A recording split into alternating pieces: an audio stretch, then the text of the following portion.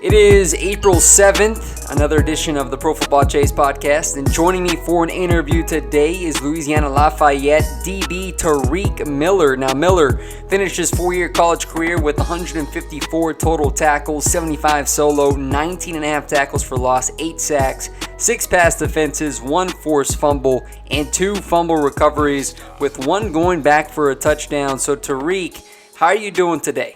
Doing great. How you doing, Mr. Isaac? Thank you for the opportunity. No problem, man. It's a blessing to get you on and excited to learn more about your career and your background. So let's go ahead and backtrack to your high school days, Terik. I know you were a 3-star recruit by Scout.com, rated as the number 25 defensive back in the state of Florida. So assuming you had multiple options coming out of high school, what led you to play for Louisiana Lafayette?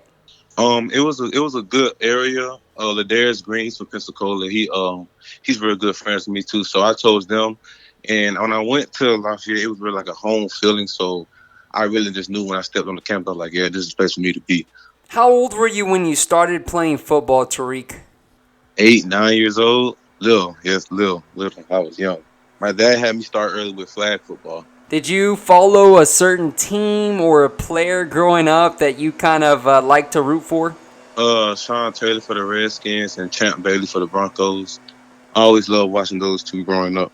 Now, I saw that you redshirted your freshman season serving on the scout team, and I talked to a lot of NFL players who play on scout team and college as well, so it's not the most pleasant experience, but it is something to learn from. So how did you benefit from that process?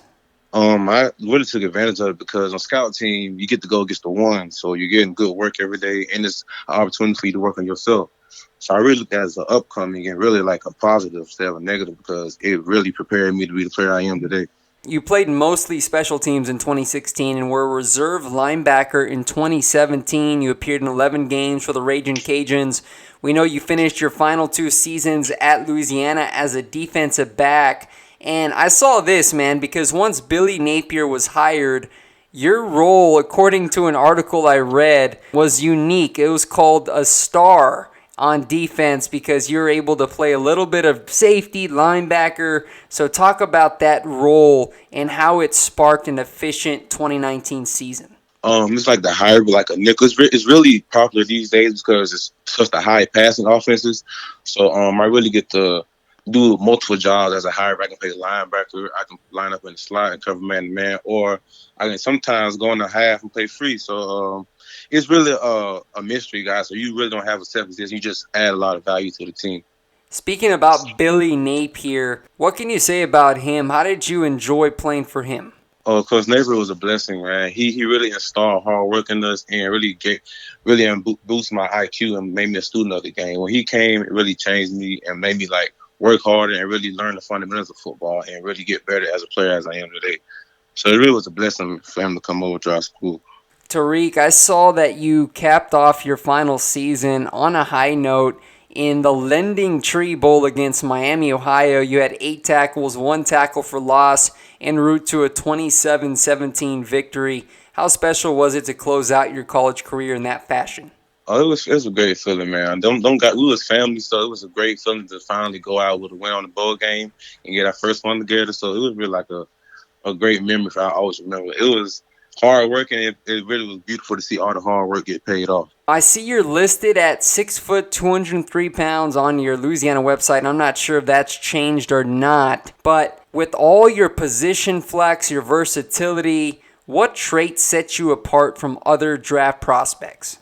My IQ, I'm really a student of the game. My coach, Patrick Tony, he really installed that in us, like watching film. When you know what your opponent is doing, it gets you to play faster. So it really gives you an upper hand on them. So I really say my IQ and being a student and hard working. So that's really Speaking about your star role that you played at Louisiana, you mentioned that you played really all positions in the secondary.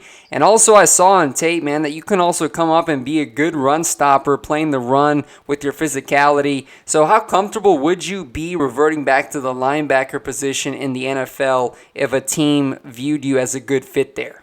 Oh, I would be grateful. That's a great opportunity to play for any organization. So if it adds value to the team, I'll do it full heartedly. So yes, sir, that'd be a great feeling. I saw that you were able to make some plays on the ball at Lafayette. So how confident are you in your cover skills and the way they can translate to the next level?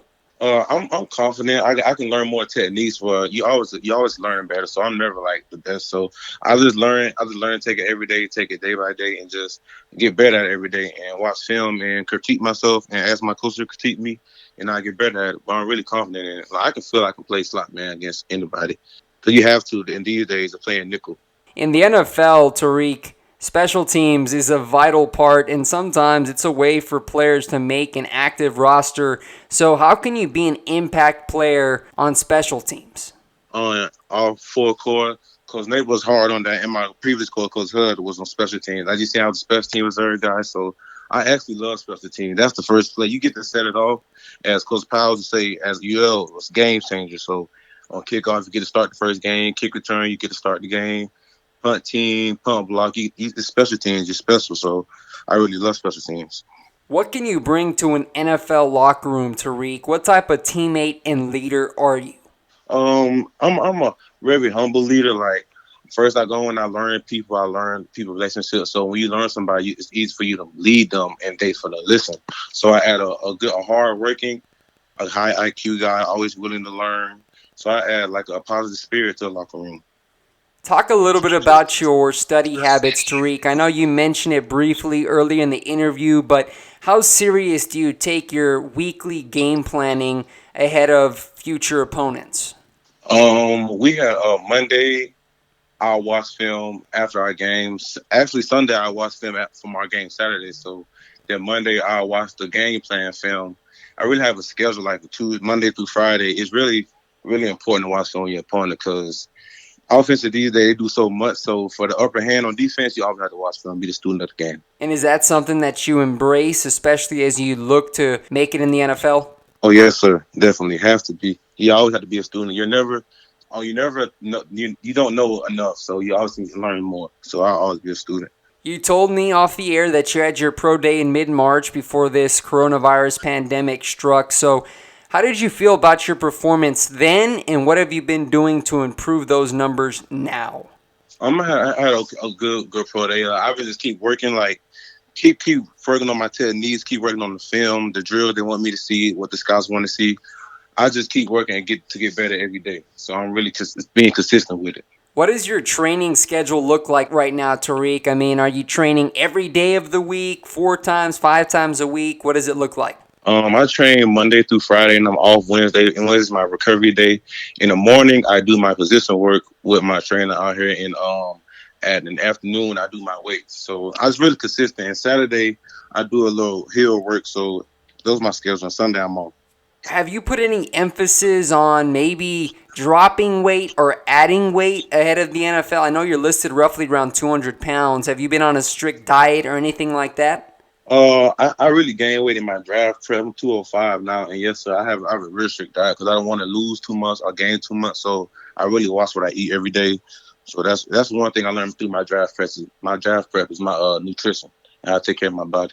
That's good to hear. And lastly, Terik, why should NFL teams give you an opportunity and take a chance on you? What is your final pitch to them? A good role model to the younger generation and a good face for the organization. A hard-working guy, no trouble off the field, and a high IQ guy. I always want to learn. I always wanted to help somebody else, or help the organization, or just be a better person to them. And that's why I add value to, and being a leader and listening and really taking it in. Well, Terik, it was a pleasure talking with you on the podcast today. I wish you the best of luck moving forward as April's draft comes really quickly. Continue training. Stay strong out there, man. Yes, sir. Thank you. All right. Blessings. Blessings.